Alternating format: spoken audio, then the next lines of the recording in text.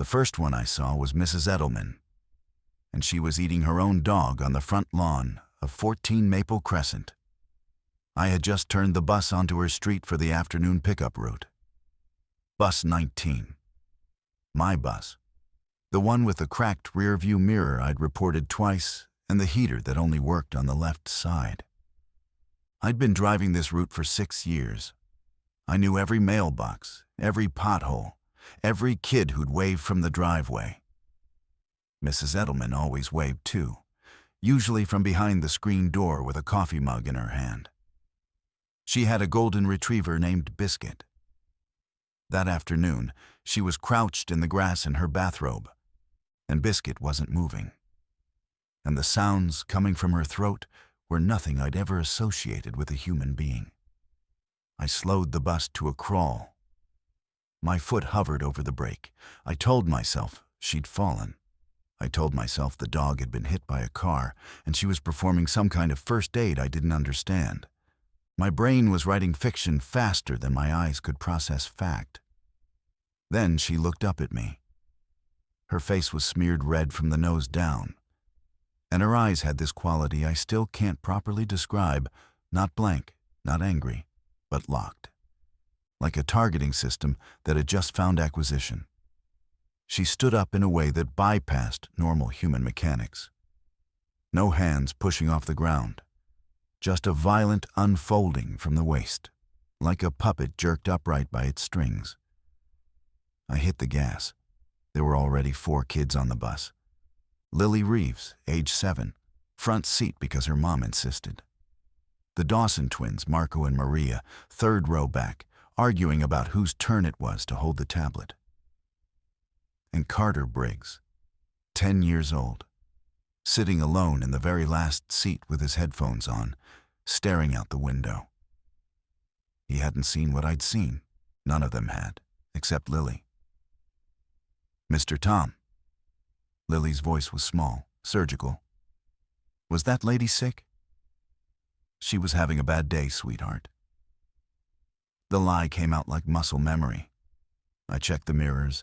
Mrs. Edelman was following the bus, and she was running in a way that made my stomach flip, lurching. Fast, arms not swinging, but rigid at her sides. I accelerated to 35 in a residential zone and didn't look back. The radio in the bus was tuned to the dispatch channel. I grabbed the handset and called in. "Dispatch, this is Tom Kellen, bus 19, requesting status check. I've got a situation on Maple Crescent." Static. I tried again. The light on the handset flickered green, which meant it was transmitting, but nobody was answering. I switched to the emergency frequency we'd been given during training, a frequency I'd never once used in 6 years. More static. Then a fragment of a voice, male, panicked. "All units, do not proceed to Garrison Elementary. Repeat, do not proceed." Then nothing. I had 17 more stops on my route.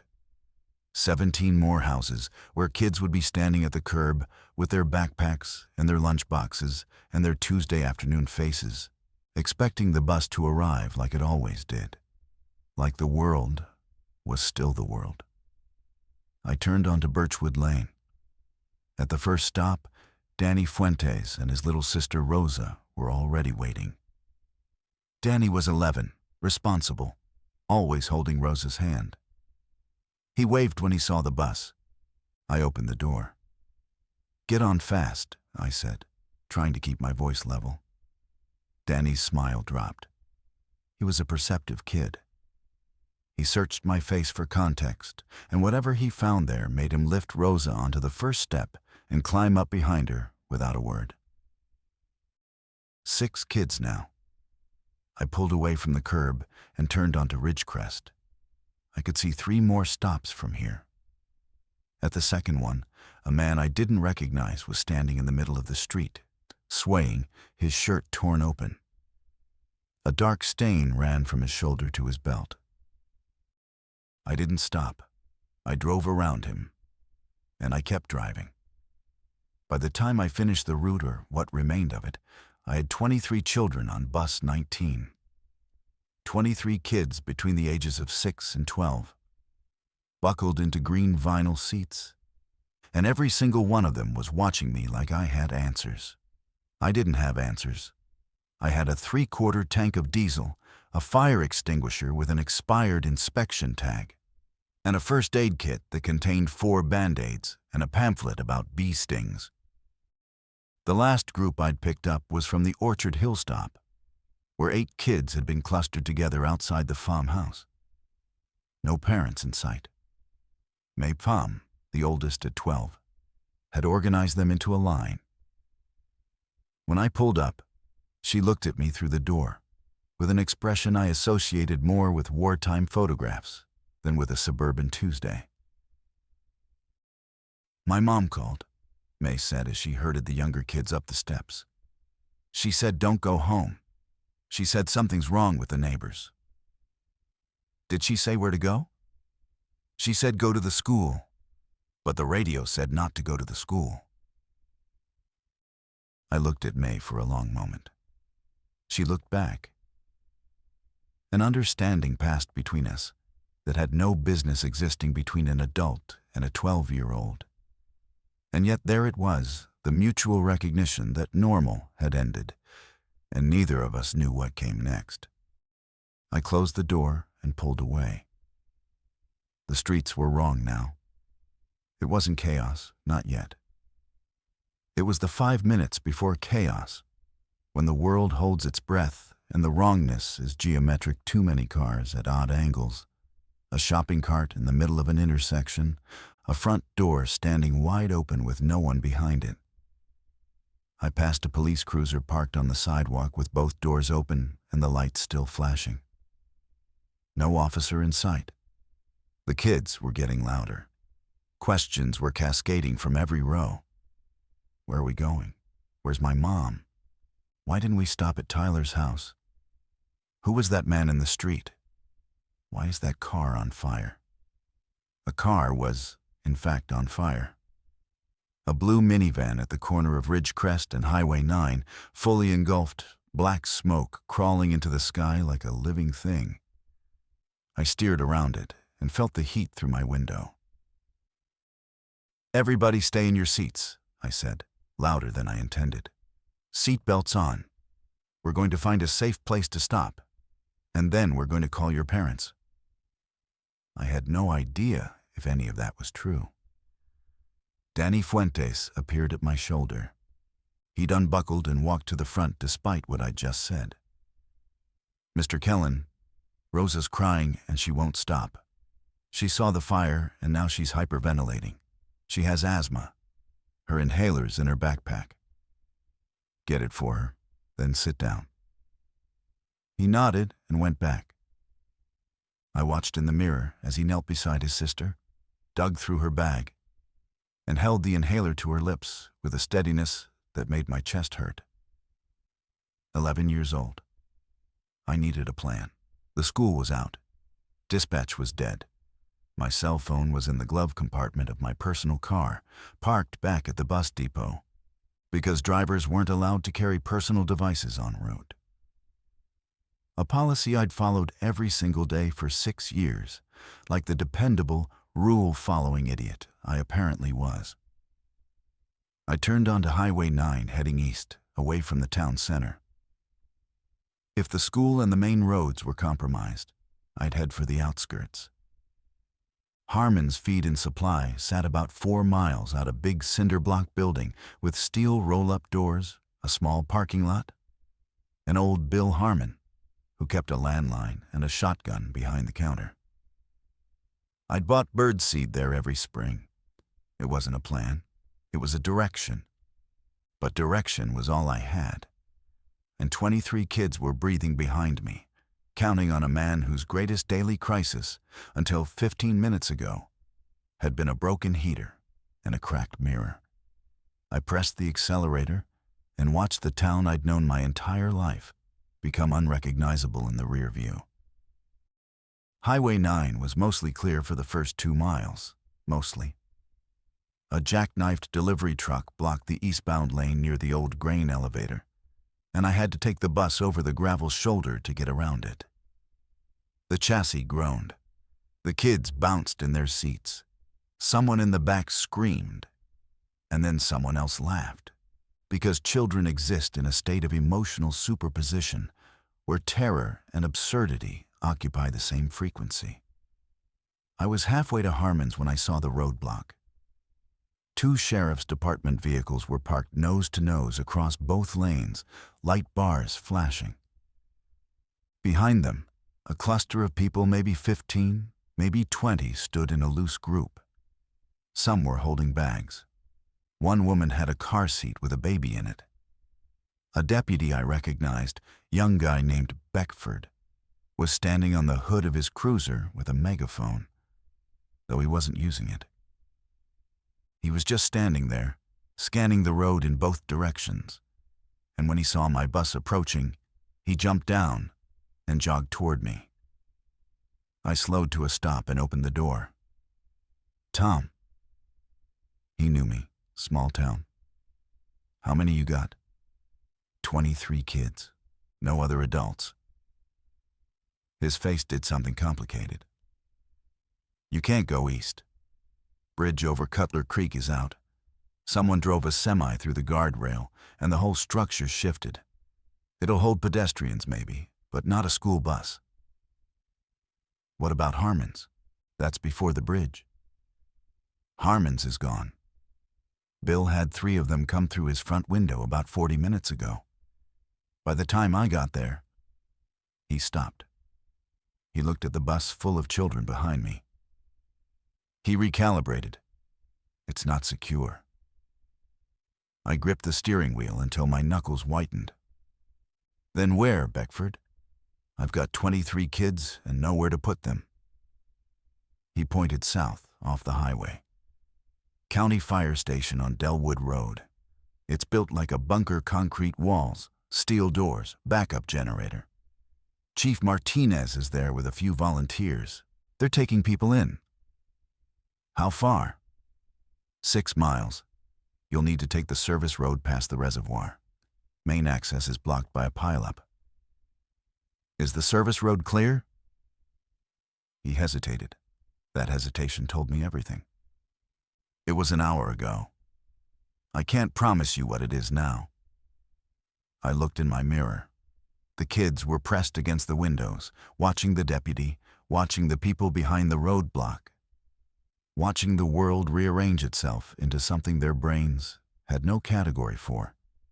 Lily Reeves had moved from the front seat and was sitting with Rosa Fuentes, holding her hand. May Palm was walking the aisle, checking on the younger kids, doing a job no one had assigned her. "I'll take the service road," I said. Beckford nodded. He reached into his belt and handed me something, a portable radio, the kind deputies carried. "Channel 4. Martinez checks in every 30 minutes. If you get in trouble, call. I can't promise anyone will come, but call." "What about those people?" I gestured toward the group behind his cruiser.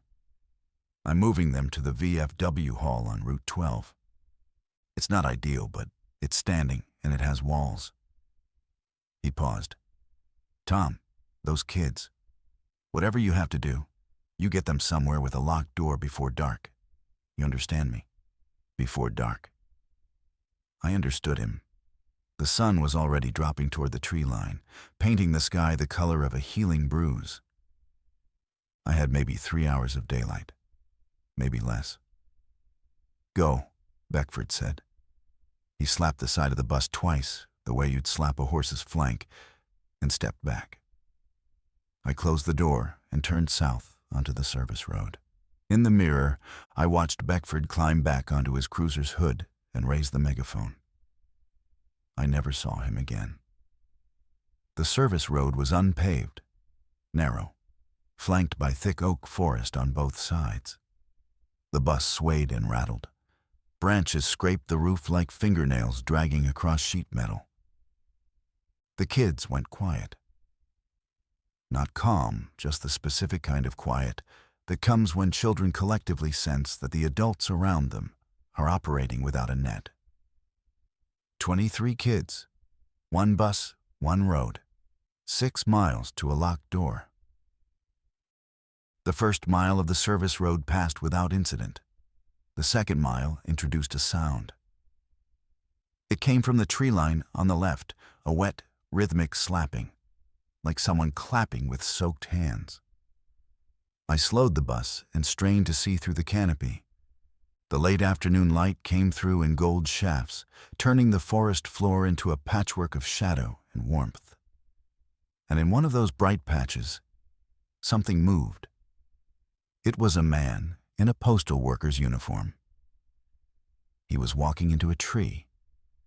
Not metaphorically, he was physically walking into the trunk of an oak, over and over, his forehead making contact with the bark, bouncing back, stepping forward, making contact again. His hands hung at his sides. His mail satchel was still slung over his shoulder. The sound I'd heard was his skull against the wood, and there was blood running down the bark like sap. "Don't look," I said to the bus, though I couldn't stop looking myself. "Eyes forward, everyone." Carter Briggs had taken off his headphones for the first time. He was pressed against the window, mouth open, watching the postal worker with the kind of fascinated horror that belongs exclusively to 10-year-old boys who haven't yet learned the cost of seeing things you can't unsee. "Carter, sit back." He sat back, but his expression had changed. Something behind his eyes had been revised. I accelerated, and the forest swallowed the postal worker, and I added his image to the growing archive of things I'd have to process later, assuming there was a later. The service road climbed a gentle rise, and at the top I could see the reservoir below. A flat silver disc surrounded by chain-link fencing and a gravel maintenance lot. 2 vehicles were parked there, a white pickup and a county maintenance truck. No people visible. Beyond the reservoir, the road continued south through another stretch of forest, before presumably connecting to Delwood Road and the fire station. I was studying the route when May Palm appeared beside me. "Mr. Kellen." "You should be sitting down, May." "I know, but we have a problem. Jalen Harris in the back says he has to use the bathroom. He's 7. He says he's been holding it since before the route started. And honestly, I think 2 of the younger girls are in the same situation." I almost laughed. The world was disintegrating, and biology remained undefeated. "They'll have to hold it. He's crying. If he has an accident on the bus, the other kids will panic more. You know how they are." She was right. I knew exactly how they were. A 7-year-old's humiliation could trigger a chain reaction that would make managing this group exponentially harder. I looked at the reservoir lot. 2 vehicles, no movement. A portable toilet visible near the maintenance shed, the blue plastic kind. 2 minutes, I said. Maximum. I pulled the bus into the lot and parked near the shed. I stood up and faced the children. "Listen to me carefully. We are making a very quick stop. Anyone who needs to use the restroom will go one at a time to that blue building right there." I pointed through the windshield. "Everyone else stays on the bus with seat belts on. No exceptions." Jalen Harris was already halfway down the aisle, his small face tight with desperation. I opened the door and walked him to the portable toilet myself, scanning the tree line, the reservoir fence, the maintenance shed. Everything was still. The air smelled like pine and diesel and the metallic tang of the reservoir water. Jalen went in. The lock clicked. I stood outside and counted seconds. Behind me, on the bus, I heard Danny Fuentes say something to his sister. I heard the Dawson twins arguing again, softly this time, the argument carrying the cadence of ritual comfort rather than genuine conflict. I heard a child humming, couldn't tell who, a tune I didn't recognize, wavering and thin. The portable toilet door opened. Jalen emerged, looking marginally restored. Back on the bus, fast. We repeated the process 3 more times. 3 children, 3 trips, maybe 6 minutes total. It was during the 6th minute that something emerged from the maintenance shed. The shed door hadn't been fully closed. I'd noticed this when we pulled in, but assigned it no significance. Maintenance workers left doors open. It meant nothing. But now, the door was swinging wider, pushed from inside, and a woman stepped out into the gravel lot wearing a county maintenance jumpsuit with the name Patricia stitched above the pocket. She was barefoot. Her boots were gone. One of her hands was wrapped in a rag that had soaked through with something dark.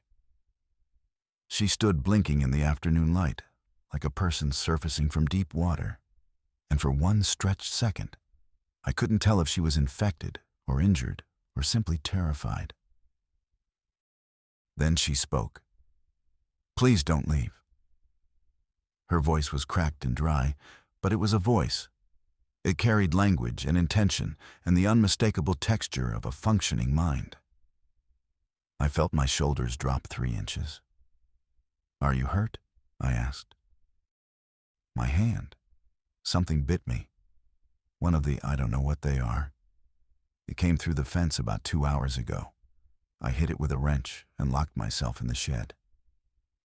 She was staring at the bus. "Are those children?" 23 of them. Patricia walked toward me, and I instinctively stepped to the side, positioning myself between her and the bus door. She noticed. She stopped. "I'm not one of them," she said. Her eyes were clear, frightened, bloodshot, but clear. "Something bit you." "On the hand, just the hand. I cleaned it. I wrapped it." She held up the rag-bound hand like evidence. "I'm not sick. I'm Patricia Odom. I've worked at this reservoir for 9 years. I know this area better than anyone alive. And I'm asking you not to leave me here." I looked at her hand. I looked at her face. I looked at the tree line, where nothing moved but the wind through the oaks. A decision was forming in me, and I didn't like either branch of it. "Get on the bus," I said. "Sit in the front. Don't interact with the kids." She climbed the steps without hesitation. I saw the children's eyes tracking her, this strange, barefoot woman with a bloody hand entering their shrinking world. Lily Reeves pulled her knees up to her chest. The Dawson twins went silent for the first time all day. I got back in the driver's seat and pulled out of the lot. Patricia sat in the first row behind me, her injured hand cradled against her chest. "The fire station on Delwood," I said. "You know it?" "Martinez's station. 4 miles from here if you follow the service road. But you'll hit a fork about a mile south. Left goes to Delwood. Right goes deeper into the woods and dead ends at the old Calhoun property." "Left it is?" "One more thing." Her voice lowered. "There's a section of the road, maybe half a mile before the fork, that runs along the back of the Greendale housing development. 40, 50 houses. If those people turned—" She didn't finish the sentence. She didn't have to. I tightened my hands on the wheel. The bus rolled south. The trees thickened. The light continued its slow retreat. Behind me, I could hear Maypalm talking to the younger kids in a calm, measured tone, explaining nothing but projecting everything: safety, order, the illusion that someone was in charge. I owed that girl a debt I'd never be able to articulate. "Mr. Kellen," Danny Fuentes again, appearing at my elbow. The kid moved like a ghost. "Danny, I need you in your seat." "I know, but Carter found something on his phone. His mom's phone is linked to some family tracking app. She's at the Greendale Walmart. Her dot hasn't moved in 40 minutes. I looked at Danny. He looked back. We both understood what a stationary dot might mean. And we both understood that Carter, sitting in the back of this bus with his headphones around his neck, was watching that dot and constructing hope from its stillness. Tell him we'll figure it out once we get somewhere safe. Danny nodded and retreated. I drove faster. The road ahead curved into shadow. The Greendale stretch was worse than Patricia had warned. The service road ran along a shallow ridge above the development, giving me a partial view over the rooftops and into the streets below. What I saw there faced any remaining ambiguity about the scale of what was happening. This wasn't isolated. This wasn't a few sick people behaving strangely. This was a systems-level collapse playing out in real time across a neighborhood of 900 homes. People were in the streets, some running, some not. The ones who weren't running moved with that same terrible mechanical gait I'd seen on Maple Crescent, that locked joint, predatory glide that the human body was never designed to produce. The ones who were still running were losing. I watched a man in a business suit sprint across a lawn, vault a fence, and disappear behind a garage. 3 figures followed him over the same fence without breaking stride, and the fence didn't even slow them. From this distance, it looked almost clinical, almost abstract, like watching an ecosystem demonstration about predator-prey dynamics. It was only when a sound reached me, a scream, high and long and dissolving into something guttural, that the abstraction collapsed and the reality punched through. "Nobody look out the right side," I said. My voice sounded foreign to me. "I need everyone looking left or looking at the seat in front of you." Most of the children obeyed. Some didn't. I couldn't control their eyes. I could only control the bus. Patricia was looking. Her face had gone the color of wet concrete. "Drive faster," she whispered. I was already going as fast as the road allowed, maybe 30 on the uneven gravel. Pushing beyond that risked a blowout or a roll, and either would end us. The bus was 42 feet of yellow steel moving through a narrowing corridor between forest and nightmare, and all I could do was maintain course and speed. Then the road dipped, and the ridge fell away, and we were level with the development. A chain-link fence separated the service road from the backyards of the outermost houses. Some of those backyards had swing sets, trampolines, kiddie pools half deflated in the grass. The domestic artifacts of a world that had existed that morning and was now a museum exhibit. A figure appeared at the fence line. A teenage boy, maybe 15, gripping the chain link with both hands. He was on the development side. He was alive. He was conscious. And he was looking directly at the bus. "Hey!" He shook the fence. "Hey! Stop! Let me in!" The children heard him. Heads turned. Someone said, "There's a boy out there." Someone else said, "We have to help him." I slowed the bus. Every instinct I had went to war.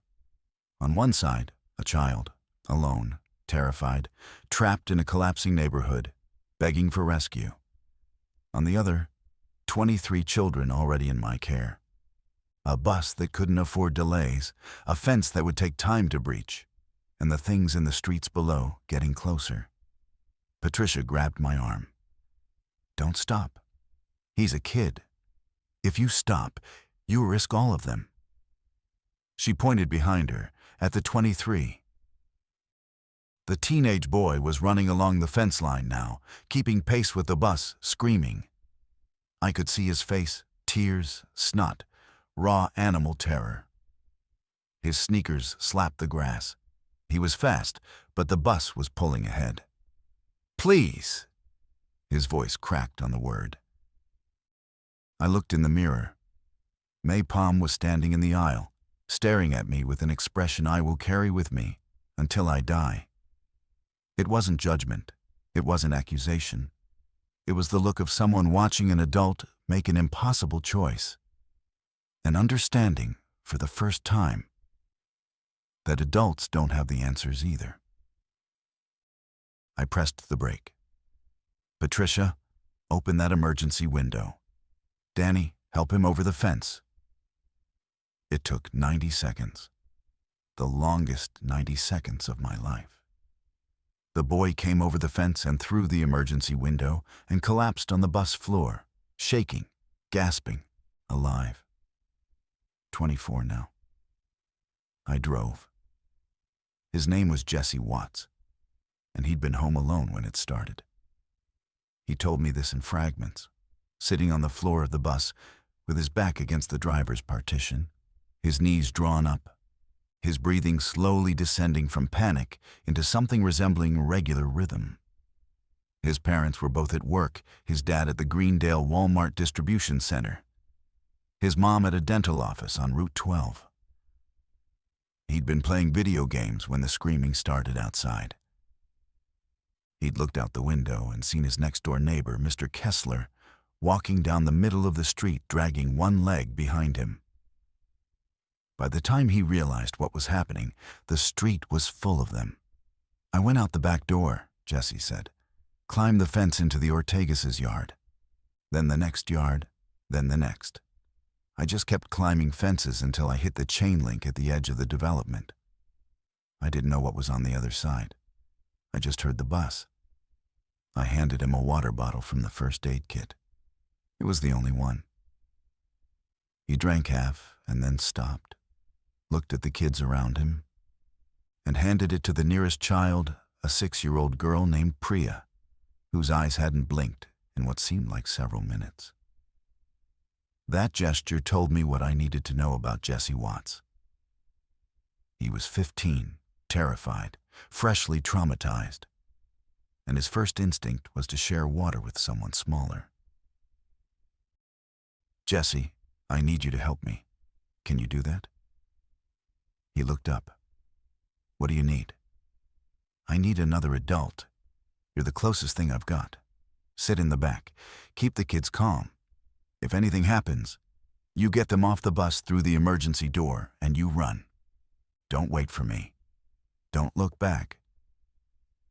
He nodded. He stood up and walked to the back of the bus, and as he passed through the aisle, the kids looked at him the way drowning people look at a thrown rope. He was older. He was bigger. In their calculus of safety, he registered as reinforcement. The fork in the road appeared 10 minutes later, exactly where Patricia had said it would. Left to Delwood Road and the fire station, right into the woods. The decision should have been automatic. It wasn't because the left fork was blocked. A tractor trailer had jackknifed across the road, its cab angled into the ditch, its trailer spanning both lanes and part of the shoulder. The cargo doors were open, and boxes of canned goods had spilled across the gravel like a burst piñata. No driver visible, no way around. I stopped the bus and stared at the obstruction. Can you get past it? Patricia asked. Not without wings. Then we go right. You said right dead ends at some property. The Calhoun property, old farmstead. Benjamin Calhoun was a doomsday prepper before they called it that.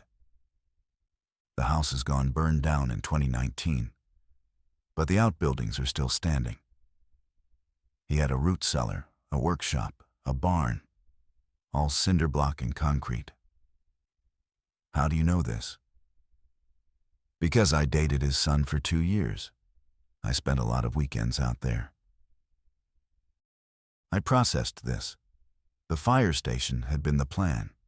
Martinez, the deputy's radio, the promise of organized shelter. The Calhoun property was an unknown, a ruin I'd never seen, described by a woman I'd known for 30 minutes. But the road left was sealed, and the road right was open, and 24 children were breathing behind me. I turned right. The road narrowed immediately, the trees closing overhead until the canopy formed a tunnel, and the light dropped to a dim green gold. The gravel turned to dirt. The bus pitched and swayed over ruts that hadn't been graded in years. Branches scraped the roof with increasing frequency, and each scrape sent a ripple of flinches through the children. "How far?" I asked. 3 miles, maybe 4. The road gets worse before it gets better." Encouraging. Patricia almost smiled. Almost. The last half-mile is actually paved. Calhoun laid his own asphalt. He was that kind of man. We pushed deeper into the forest, and the world outside became a green wall with no horizon. The road did get worse. The ruts deepened until I was driving the bus at walking speed, easing the front wheels over erosion channels that threatened to ground the chassis. The undercarriage scraped twice, producing sounds that made me wince. If we lost the bus, we lost everything: our shelter, our mobility, our only advantage over what was happening out there. 2 miles in, May Palm came to the front with a report. She'd been conducting an inventory of the children, and she delivered it with the crisp efficiency of a field medic. 3 kids have asthma. Rosa Fuentes has her inhaler. The other 2 don't. 1 kid, Tyler Beck, is diabetic. He has a glucose meter but no insulin. His mom was supposed to bring it to school today, but he said she forgot. 1 girl, Sophie Aldridge, has a severe peanut allergy. No EpiPen. 2 kids are crying but functional. 4 kids have gone nonverbal. The rest are holding up, but they're hungry and scared, and they want their parents. I absorbed this. Tyler Beck, diabetic, no insulin. That was a countdown I hadn't known was running. How long can he go without it? I don't know. I'm 12. The way she said it, flat, factual, a reminder that the competence she was displaying had limits. That underneath the composure was a child who should have been worrying about homework and not about another child's insulin supply, landed on me like a physical weight. "You're doing incredibly well, May. Better than most adults I know." "I know," she said, and went back to the children. Patricia was watching the trees. She'd been progressively leaning forward in her seat, and now she pointed through the windshield. "There. See that fence post?" I saw it, a wooden post, weathered gray, barely visible among the undergrowth.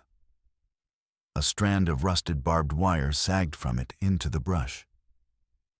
"That's the Calhoun property line. Follow the road another 1/4 mile. You'll see the gate." The road improved slightly, the ruts filling in with packed clay. And then, true to Patricia's word, the surface transitioned to cracked but genuine asphalt. Calhoun's private road. The trees thinned. A clearing opened ahead. The Calhoun property was larger than I'd expected. The main house was indeed gone, reduced to a concrete foundation pad and a chimney standing alone, like a monument to its own stubbornness. But surrounding the foundation were 3 outbuildings: a large barn with a corrugated metal roof, a low cinder block structure that Patricia identified as the workshop, and a smaller concrete building half buried in the hillside, the root cellar. I parked the bus in front of the workshop and killed the engine. The silence that followed was enormous. No traffic, no sirens, no screaming. Just the wind in the trees and the ticking of the cooling engine and the collective breathing of 24 young lives suspended between terror and trust. "Stay on the bus," I told the children. "I'm going to check the buildings. Patricia, come with me. Jesse, you're in charge." Jesse nodded from the back. He'd positioned himself near the emergency exit, exactly where I'd asked. The kid listened. That mattered. Patricia and I approached the workshop first. The steel door was padlocked, but the lock was rusted, and one solid kick from my boot broke the hasp free.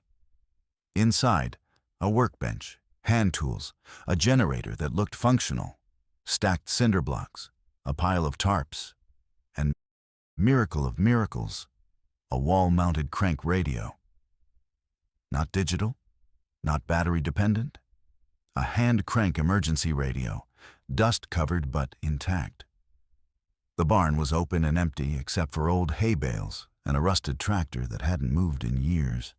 The root cellar was locked with a heavy-duty padlock that wouldn't yield to kicking. Patricia found a pry bar in the workshop, and together we leveraged it open. Inside was dark, cool, and dry. Shelves lined the walls, stocked with canned goods, vegetables, beans, fruit cocktail, condensed soup. Dozens of cans, maybe 100. Calhoun's preparations for an apocalypse he hadn't lived to see, now feeding the children he'd never known. I stood in that root cellar and breathed. Then I went to get the kids off the bus. Getting 24 children into a concrete workshop in an orderly fashion was an exercise in controlled pandemonium. The younger ones didn't want to leave the bus. It was familiar. It smelled like vinyl and crayons. It was the last artifact of normalcy they had. The older ones didn't want to enter the workshop. It was dark. It was unfamiliar. And the single overhead bulb I'd powered by starting the generator cast the kind of shadow-heavy light that belongs to basements in horror movies. May organized the younger children into pairs. Danny held Rosa's hand and refused to release it. The Dawson twins entered together, evaluated the space, and claimed a corner. Carter Briggs walked in last, still holding his phone, still watching the stationary dot that he believed was his mother. Jesse helped me drag hay bales from the barn to create seating and sleeping surfaces. Patricia opened cans of fruit cocktail and distributed them using plastic cups she found in a cabinet. The children ate.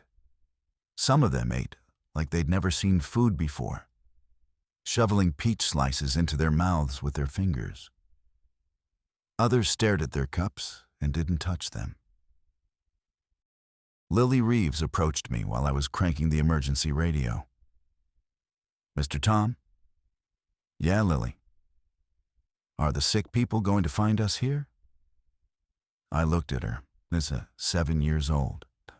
Blonde hair and 2 braids that her mother had probably done that morning with practiced hands, not knowing it would be the last normal morning. Her eyes were dry. She'd stopped crying somewhere on the service road and hadn't started again. "We're very far from town," I said. "And these walls are very strong. We're going to be okay here. My mom works at the hospital. If people are sick, she'll be helping them, right?" "That's exactly what she'll be doing." Lily nodded, satisfied by this logic, and returned to her seat beside Rosa.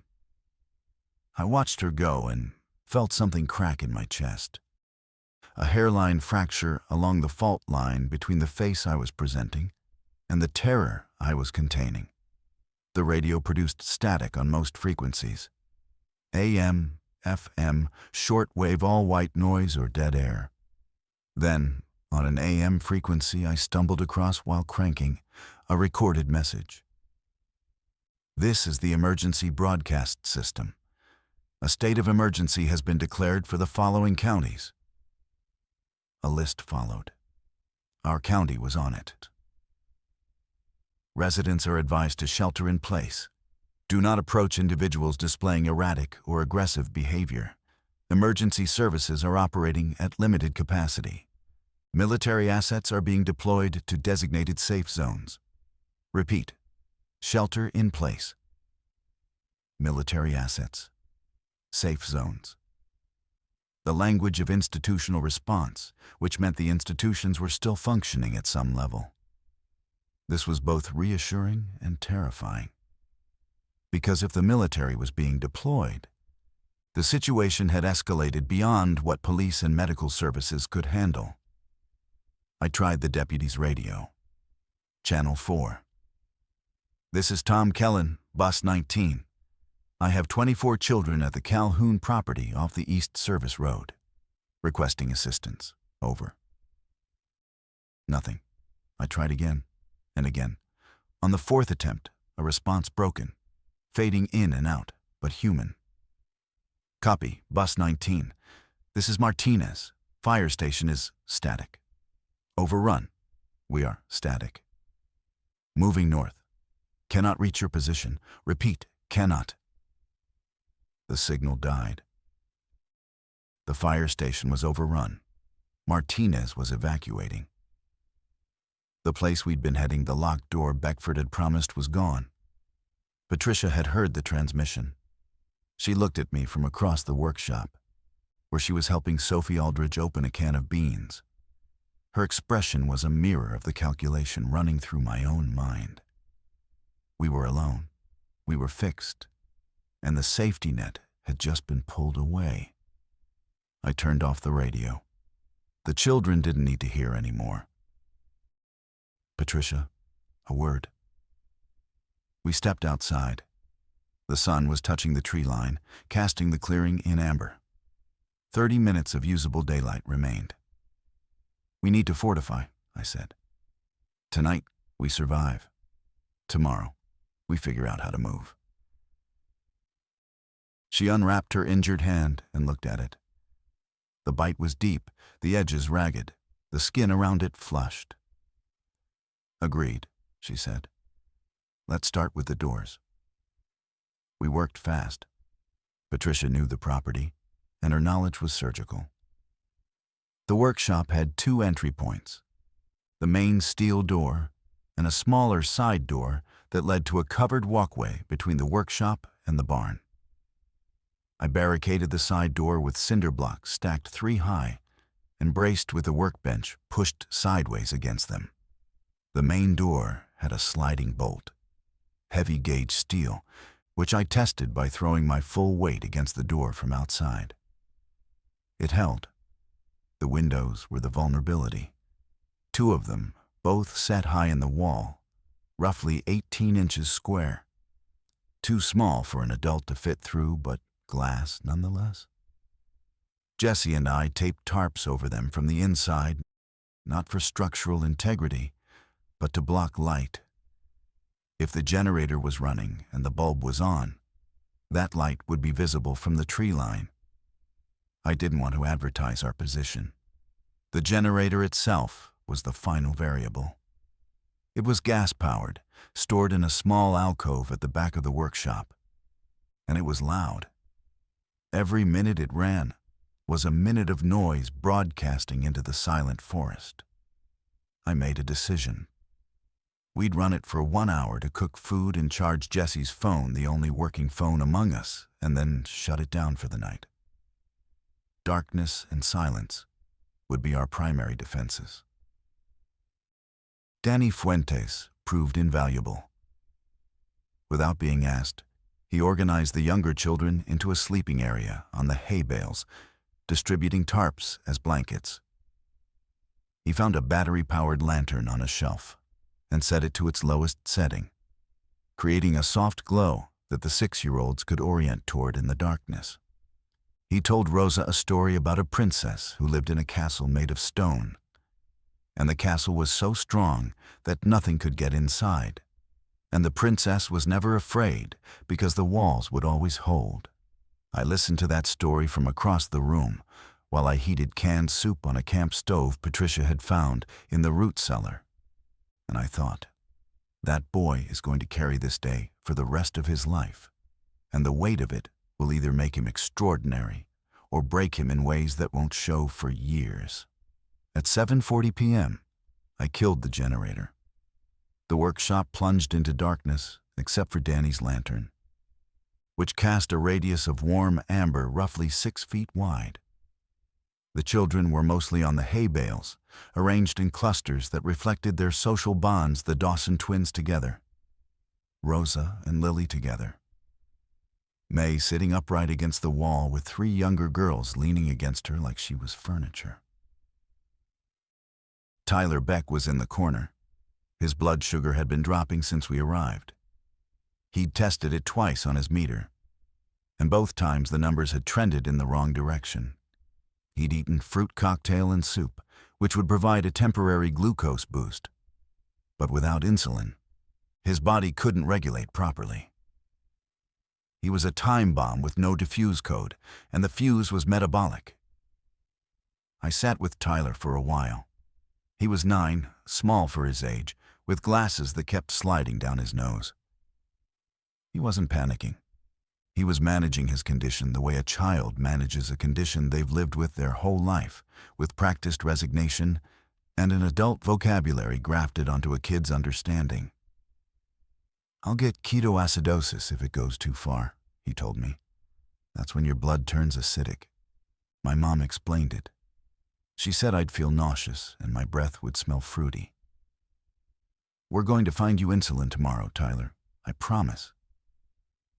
He looked at me with an expression that suggested he'd already learned that adult promises were sometimes aspirational rather than binding. "Okay, Mr. Kellen." I squeezed his shoulder and moved to the door. Patricia was there, sitting with her back against the steel, her injured hand resting on her knee. The bandage was fresh. She'd rewrapped it with gauze from the first aid kit. In the dim light, I couldn't tell if the flush around the wound had spread. "First watch?" she asked. "I'll take it. Wake you at midnight." She closed her eyes. Within minutes, her breathing steadied. I sat in the dark and listened to the forest. The first sound came at 9:15 p.m. A branch snapping. Not the casual crack of a falling limb or the scurry snap of a deer moving through underbrush. A deliberate, weighted compression, the sound of something heavy stepping on something dry. It came from the north side of the clearing, near the foundation of the burned house. I pressed my ear to the steel door and held my breath. Footsteps, irregular, the dragging, asymmetric gait I'd come to associate with the infected. One set, a single individual moving through the clearing, passing close enough to the workshop that I could hear the scuff of feet on Calhoun's asphalt. It paused, directly outside the door. I reached for the pry bar and gripped it. Behind me, 24 children and 2 other survivors breathed in the patterns of fitful sleep. Danny's lantern was off. He'd turned it out at 8:30 when the last child fell asleep. The workshop was a black box. No light, no sound, no indication that anything alive was inside. The thing outside the door stood there for what my internal clock estimated as 4 minutes. I could hear its breathing a ragged, wet inhalation, followed by a prolonged exhalation that carried a sound like paper tearing. It didn't try the door. It didn't pound or scratch. It just stood there, existing in proximity to us, separated by 2 inches of steel and the fragile membrane of its own attention. Then it moved on. The footsteps receded south, toward the barn. And then I heard the corrugated metal wall of the barn vibrate as the thing bumped against it. And then the footsteps continued into the forest and were consumed by the general silence of the night. I didn't relax. I didn't lower the pry bar.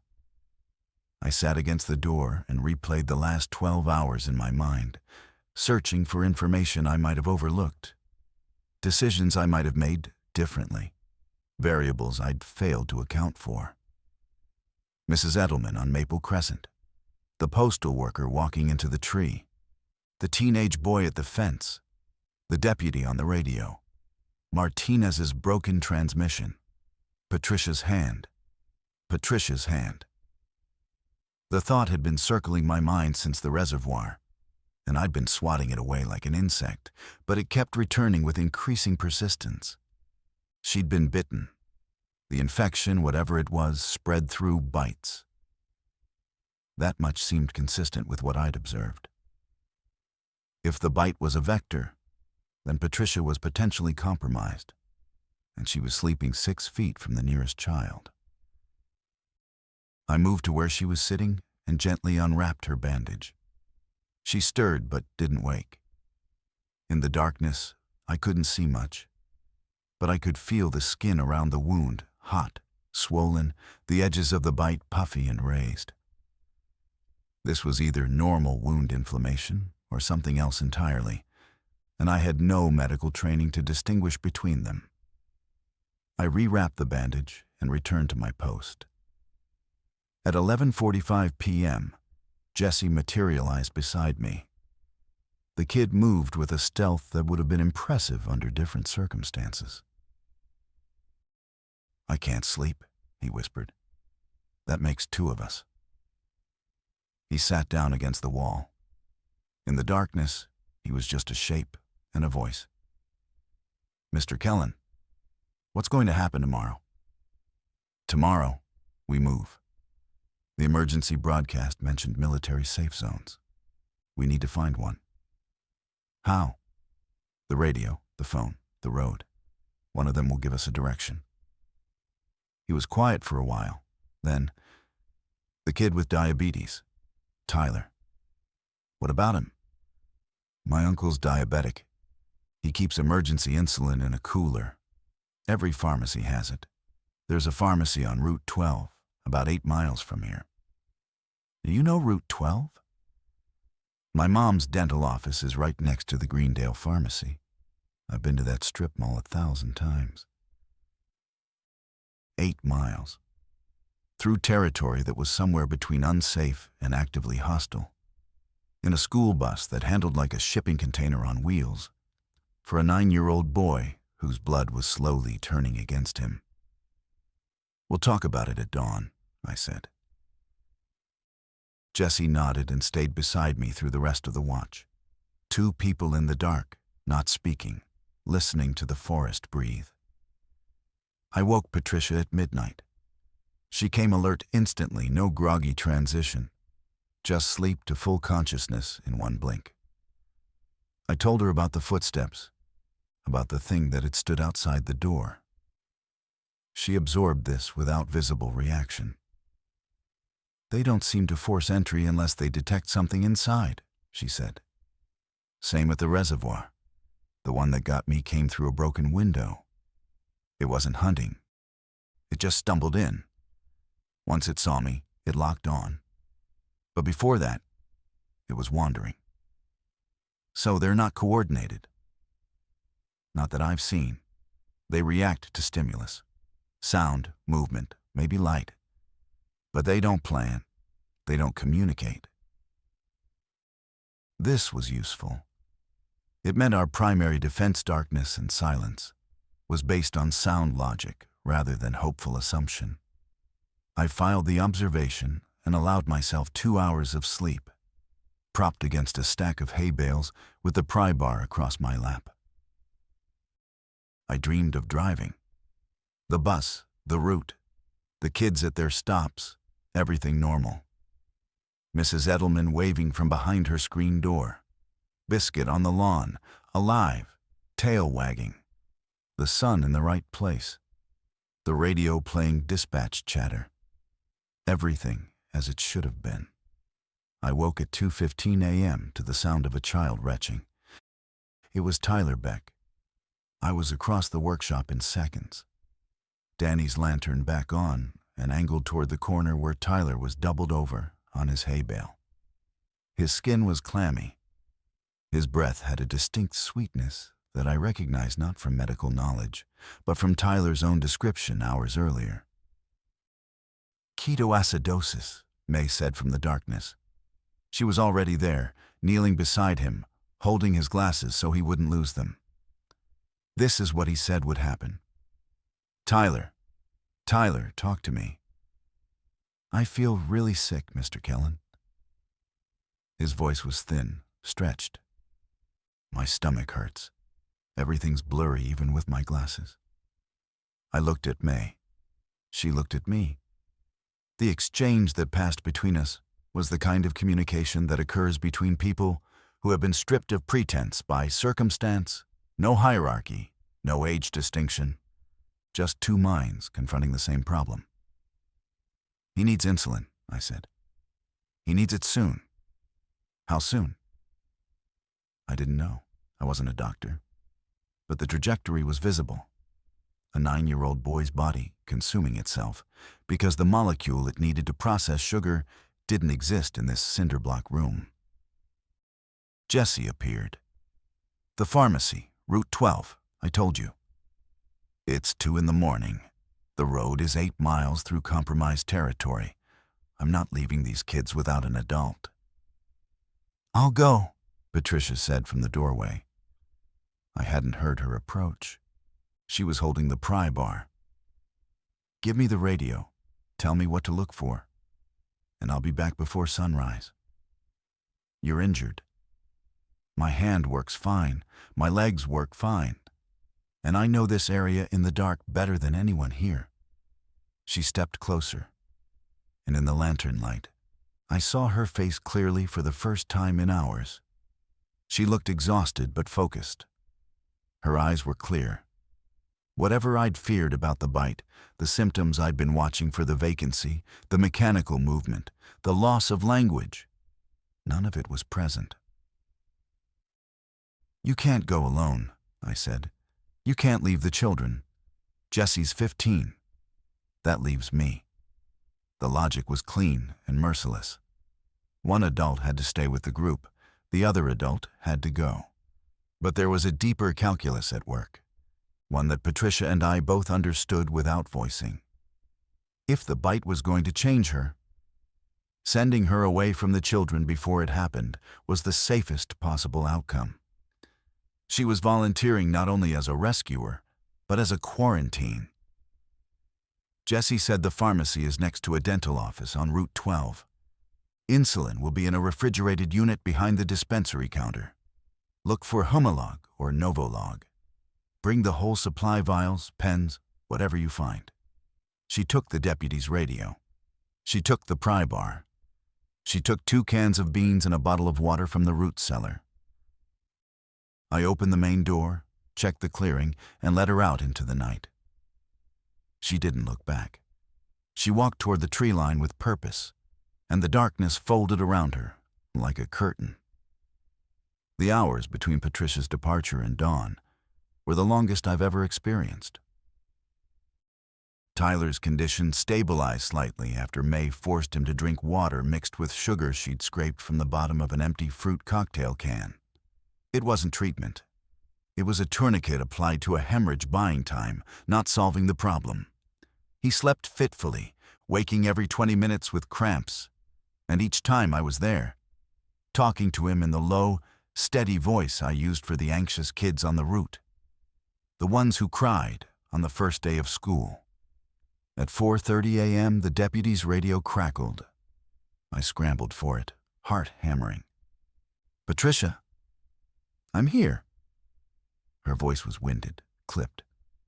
I found the pharmacy. It's been looted, but the back room is intact. I have the insulin.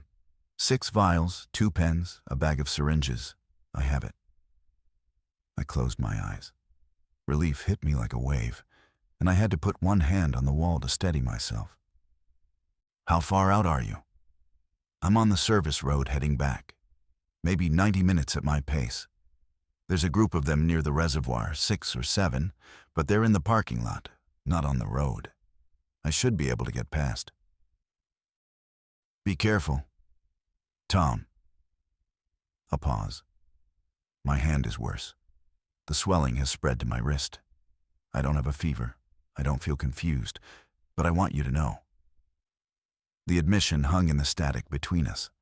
She was telling me because she was honest, and she was telling me now because she wanted me to prepare for the possibility that the woman who returned might not be the same woman who left. Get here, Patricia. We'll deal with it when you're here. Copy. The radio went silent. I looked at the children, most of whom were still sleeping. The ones who weren't May, Danny, Jesse, were watching me from their positions around the room, reading my face for information the way sailors read weather. She has the medicine, I said. She's coming back. Dawn arrived at 5:50 a.m. seeping through the gaps around the tarped windows in pale gray increments. I pulled one tarp aside and looked out. The clearing was empty. The forest was still. Morning mist clung to the ground like something alive, wrapping around the burned foundation, threading through the barn doors, softening the edges of everything. The children woke in stages. The youngest first, conditioned by years of early school mornings, their bodies executing routines even in the absence of normalcy. They looked around the workshop with the bewildered clarity of people remembering where they were and wishing they hadn't. I organized breakfast, more canned goods, peaches, pears, baked beans. No way to heat them with the generator off, so we ate cold. The kids ate without complaint. Hunger is a teacher that requires no repetition. At 7:15 a.m., I heard footsteps on the asphalt outside. Not the dragging, mechanical gait. Regular footsteps, human cadence. I unbolted the door and opened it. Patricia was standing in the clearing, backlit by the morning sun, holding a plastic pharmacy bag in her uninjured hand. She was soaked in sweat. Her jumpsuit was torn at the knee. Her face was drawn and gray with exhaustion. But she was standing, and she was speaking. 6 vials, she said. 2 pens, syringes, and I grabbed children's acetaminophen because I figured somebody would need it. I took the bag from her. Our hands touched, and hers was burning, fever-hot, trembling. I looked at her eyes. Still clear. Still Patricia. "Let me give Tyler his insulin," she said. "I used to give my diabetic cat injections. Same principle." She walked into the workshop. She knelt beside Tyler Beck, and with hands that shook but did not falter, she administered the injection that pulled a 9-year-old boy back from the metabolic cliff his body had been approaching all night. Tyler's face relaxed. His breathing eased. His eyes focused. He looked at Patricia and said, "Thank you." She put her good hand on his head. And I saw something pass across her face, a tenderness so fierce it bordered on grief. By 8 a.m., I had a decision to make and no good options to choose from. The Calhoun property had served us for a night, but it wasn't sustainable. Our food supply from the root cellar would last maybe 3 days for 25 people. We had no running water, just what remained in bottles and what we could collect from a rain barrel beside the barn. Tyler needed a medical facility, not field injections from a pharmacy hall. And Patricia's condition was progressing in ways that required monitoring beyond what I could provide. The emergency broadcast had mentioned military safe zones. Jesse's phone, charged during our hour of generator use, had managed to connect briefly to a data signal before losing it long enough to load a cached emergency alert that referenced a staging area at Fort Kerrigan, 26 miles north. 26 miles was an abstraction in a school bus under normal conditions. Under current conditions, it was an expedition. I gathered the older kids and Jesse, May, Danny, Carter, the Dawson twins, Jesse. The council I'd never intended to form, but desperately needed. "We need to move north," I told them. "There's a military safe zone at Fort Kerrigan. That's our destination." "Can the bus make it?" Danny asked. "The bus has half a tank. That's enough for 50 miles if we don't get stuck. The question isn't fuel, it's the road." "Route 12 connects to Highway 30, which runs straight to Kerrigan," Jesse said. He'd pulled up a cached map on his phone. "But we'd have to go through the Greendale corridor to reach Route 12. Silence. Everyone in the circle understood what the Greendale corridor meant. We'd seen it from the ridge. "There's another way," May said. She was looking at the map over Jesse's shoulder. "The county fire roads. They run through the forest north of here and connect to Highway 30 about 15 miles up. They're unpaved and they're slow, but they don't go through any populated areas. How do you know about fire roads? I asked. My dad's a forest ranger. He takes me on rides. These roads are maintained for fire trucks, so they're wide enough for the bus. A 12-year-old girl with a forest ranger father had just provided the strategic intelligence that might save 25 lives. I filed this under the growing category of things I would never fully process. Fire roads, I said. That's our route. We spent the next hour preparing. Jesse and Danny loaded the remaining canned goods into the bus. May organized the children into travel groups, each older child responsible for 2 or 3 younger ones. Carter Briggs finally put away his phone. The battery was dead, and the stationary dot that might or might not have been his mother was gone. He stared at the blank screen for a long moment, then pocketed the phone and helped the Dawson twins carry water bottles. Patricia pulled me aside near the bus. The swelling had reached her forearm. The skin above the bite was discolored, not the gray pallor of the infected I'd seen, but a deep, angry red that suggested her immune system was fighting. Whether it was winning, I couldn't tell. "I'm coming with you," she said. "I know what you're thinking, and the answer is no.